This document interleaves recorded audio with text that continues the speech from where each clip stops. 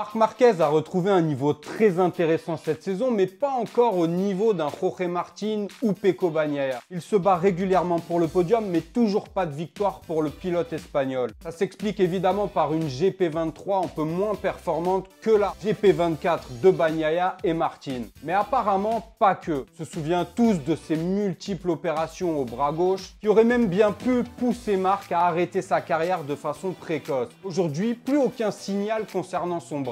Évidemment, c'est normal quand on vise le meilleur guidon, on ne parle pas de ce genre de handicap si on en a toujours un. Ce serait comme un fleuriste qui cherche du boulot et en arrivant à l'entretien d'embauche dit qu'il est allergique au pollen. Forcément, ça fait pas bon ménage et t'as peu de chances d'être pris. Donc Marc n'en dit rien, mais son bras est-il totalement revenu à 100%? N'est-il pas encore gêné par ce bras gauche? Selon l'ancien directeur sportif de Honda LCR, ce serait le cas, le bras de Marc Marquez est toujours un handicap pour Marc. On revient de suite sur les déclarations de l'ancien directeur sportif. N'oubliez pas de liker la vidéo, de vous abonner, c'est hyper important. Merci à tous.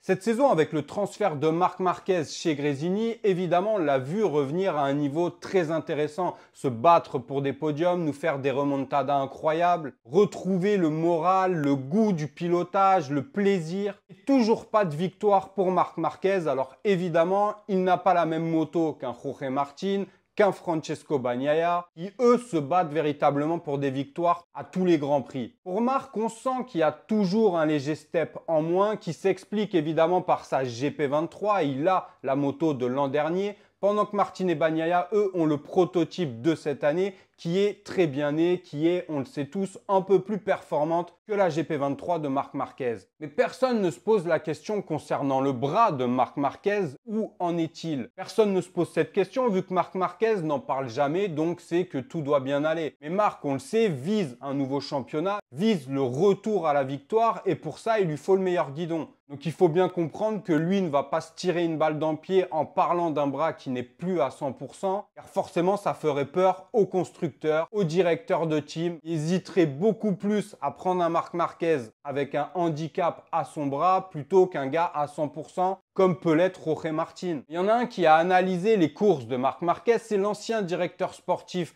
de Honda LCR qui connaît très bien Marc Marquez, qui a beaucoup d'expérience du MotoGP et du paddock et qui nous donne quelques précisions sur Marc Marquez. On revient sur les déclarations d'Oscar Haro de suite. Sur des circuits comme Silverstone qui sont très longs avec des virages rapides, la différence électronique et mécanique est flagrante. La GP24 est clairement supérieure à la GP23. Marc a eu beaucoup de difficultés ce week-end, non seulement avec la moto, mais pas que, aussi pour des raisons personnelles. Il y a une caméra subjective sur la moto de Marc où l'on voit qu'il a des problèmes dans les virages à gauche et à droite. Son bras ne fonctionne pas encore comme il le devrait. Il ne peut pas encore le soutenir pleinement, ce qui lui a coûté cher avec plusieurs chutes. Il a eu du mal à faire les temps et à maintenir le rythme pour être compétitif. J'espère qu'ils pourront réellement résoudre ce problème, sinon le championnat à l'avenir pourrait lui échapper. Les problèmes physiques persistants de Marc Marquez l'empêchent d'exprimer pleinement son potentiel. Je pense que le point de vue d'Oscar Haro est intéressant à lire. C'est vrai qu'un Marc Marquez en pleine forme, même avec une GP23, pour moi personnellement c'est mon avis, serait capable de battre Pecco Bagnaia et Jorge Martin. Même s'il ne faut pas minimiser le talent de Pecco ni de Jorge. Donc on peut légitimement se poser la question, est-ce que son bras est véritablement à 100%?